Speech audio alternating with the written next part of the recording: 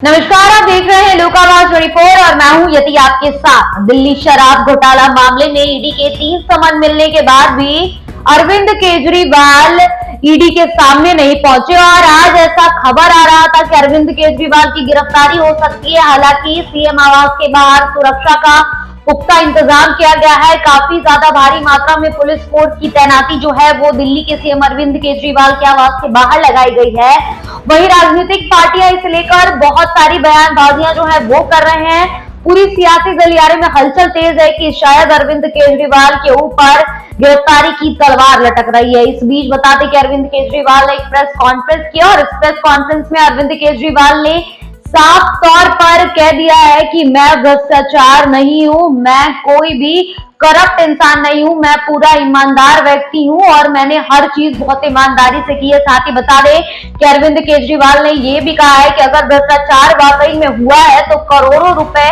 की जो भ्रष्टाचार की बातें कही जा रही हैं वो गया कहां है? क्या सब कुछ हवा में उड़ गया है? सच्चाई क्या है ये तो सभी जानते हैं। वहीं हम आपको ये भी बता दें कि अरविंद केजरीवाल ने अपने पीसी के दौरान ये भी कहा है कि मुझे ईडी जो बार बार समन भेज रही है ये ईडी की तरफ से कोई कार्रवाई नहीं है, ये पूरा का पूरा राजनीतिक खेल जो है वो किया जा रहा है। और साफ तौर पर अरविंद केजरीवाल ने बीजेपी को टारगेट किया है। उनका कहना है कि बीजेपी उनको अरेस्ट करवाने के लिए जानबूझकर ये पूरा प्लानिंग कर रही है। और क्या कुछ कहते नजर आए अरविंद केजरीवाल अपने पक्ष में, आइए आपको वो सुनाते हैं। कई बार सुना होगा 2 साल से बीजेपी की सारी एजेंसीज कई रेड मार चुकी हैं, कई लोगों को गिरफ्तार कर चुकी हैं, लेकिन अभी तक एक भी पैसे का हेरफेर कहीं नहीं मिला, कहीं से एक भी पैसा नहीं मिला।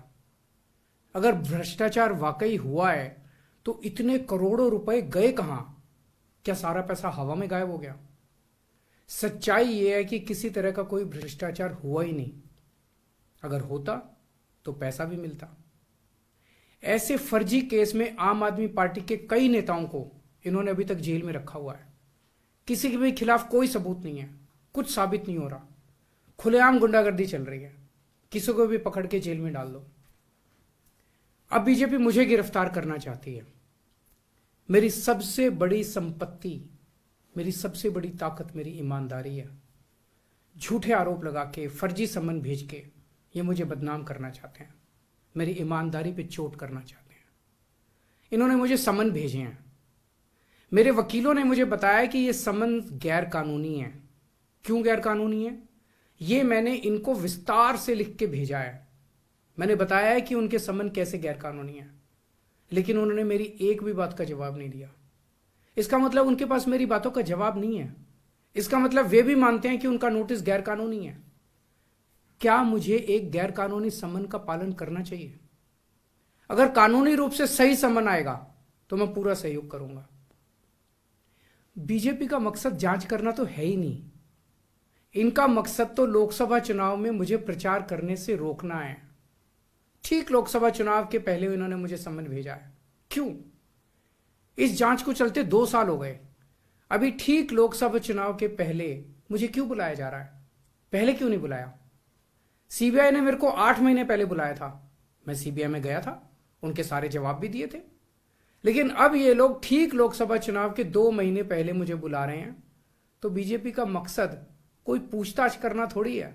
इनका मकसद है पूछताछ के बहाने केजरीवाल को बुला लो और उसे गिरफ्तार कर लो ताकि मैं लोकसभा चुनाव में प्रचार ना कर पाऊं। आज बीजेपी भ्रष्टाचारियों को नहीं पकड़ रही, बल्कि खुलेआम ईडी और सीबीआई का इस्तेमाल करके दूसरी पार्टियों के नेताओं को तोड़ के बीजेपी में शामिल करवाने का काम किया जा रहा है। एक नहीं, 2 नहीं, कितने उदाहरण हैं जहां किसी पार्टी के नेता के खिलाफ ईडी सीबीआई के मामले चल रहे थे या उन पे गंभीर आरोप लगे हुए थे। जैसे ही वो नेता बीजेपी में शामिल हुए उनके सारे पुराने मामले बंद कर दिए गए या ठंडे बस्ते में डाल दिए गए।